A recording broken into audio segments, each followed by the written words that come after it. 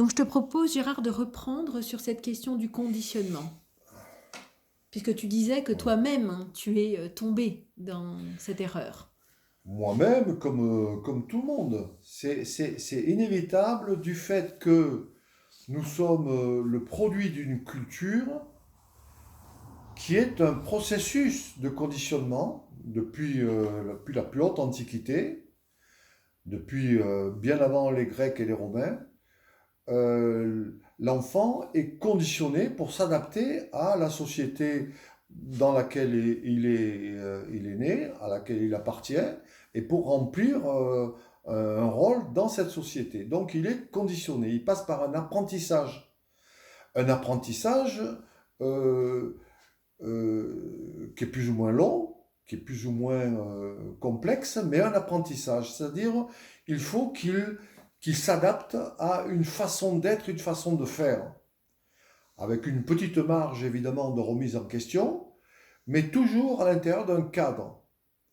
Or, Krishnamurti vient en 1929 avec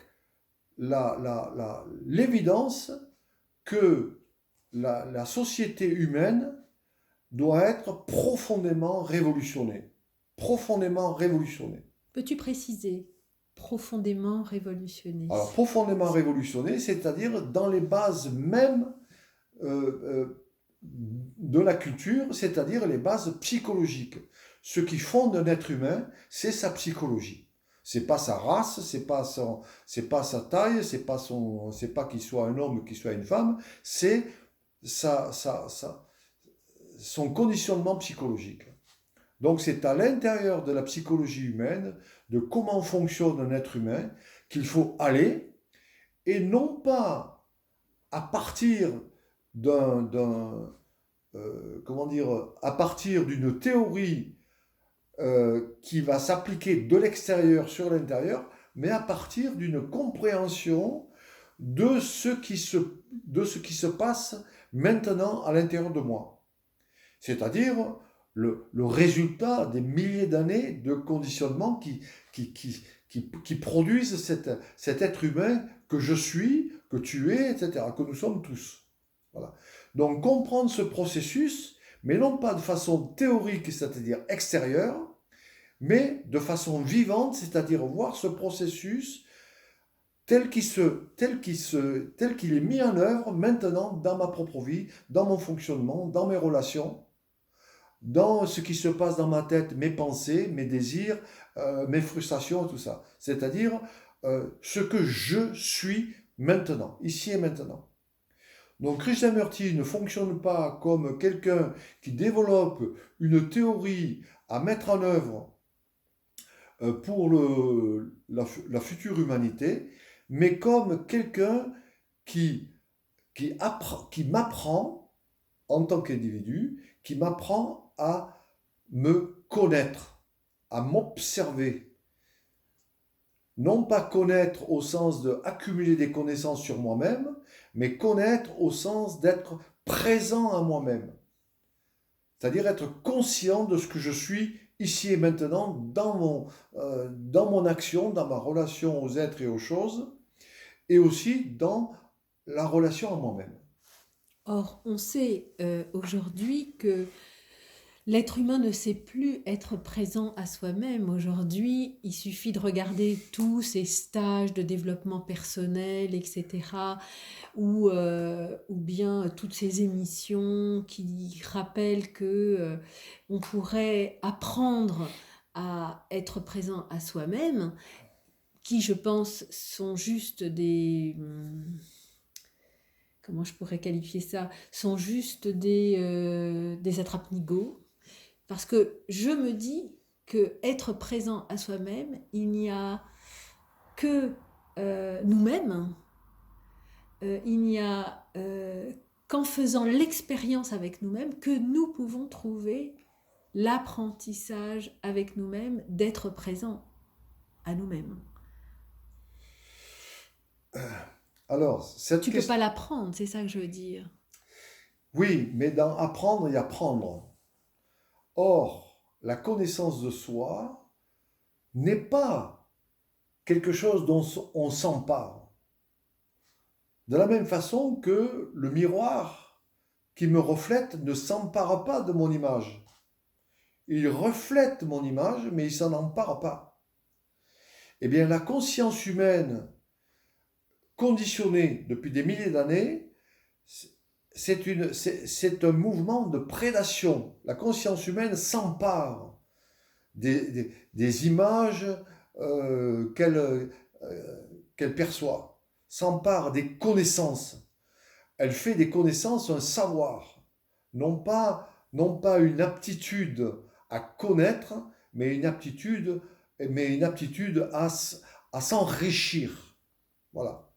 Or, Krishnamurti vient de façon vivante, c'est-à-dire au moment de la causerie, au moment de l'entretien qu'il établit avec moi, avec chaque auditeur, avec chaque lecteur, hein, que ce soit un livre, mais lui, les livres, la plupart des livres de Krishnamurti sont les comptes rendus de ses causeries.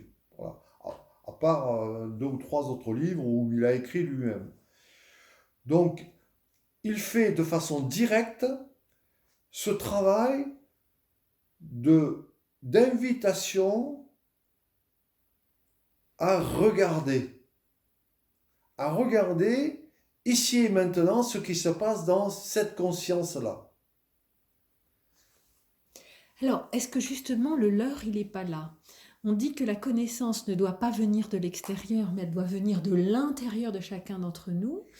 Parfois, l'interaction avec une autre personne va te donner accès parce que tu parles, mettons, d'un sujet, mais la connaissance dans laquelle tu dois aller reste la connaissance intérieure.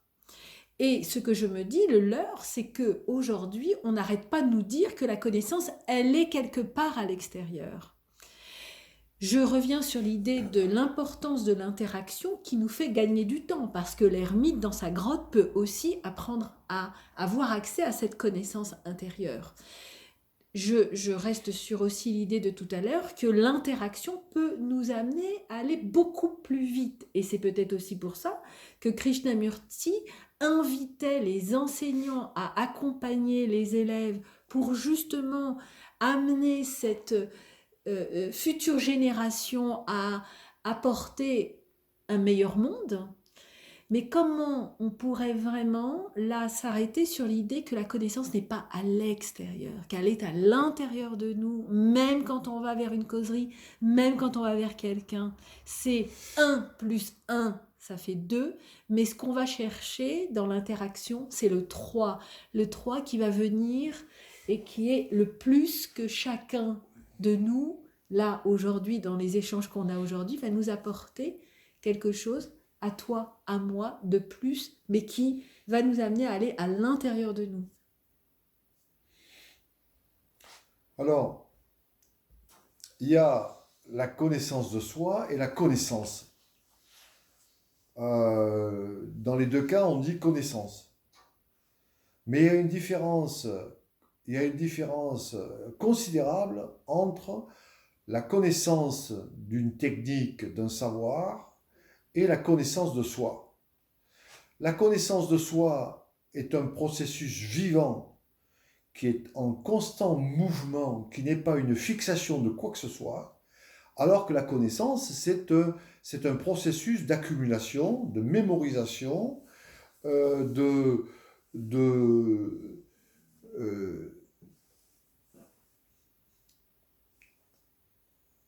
fixation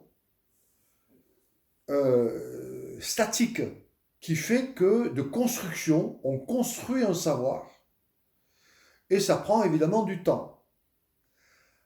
Alors que la connaissance de soi dont parle Krishnamurti est hors du temps. Ce n'est pas un processus, c'est un état. C'est un état de conscience dont l'homme est capable, mais qui a été mis au fil des siècles, qui a été mis de côté au profit du processus accumulatif de la connaissance, c'est-à-dire l'accumulation de savoir. Et malheureusement, ce qu'on a appelé connaissance de soi pendant des siècles n'est que une accumulation de savoir sur soi. Krishnamurti, au cours de ses causeries, nous fait toucher du doigt la différence fondamentale qu'il y a entre les deux. Et à ce moment-là, on réalise son erreur. Et on réalise que apprendre à se connaître par un processus accumulatif est complètement inadapté. Très bien.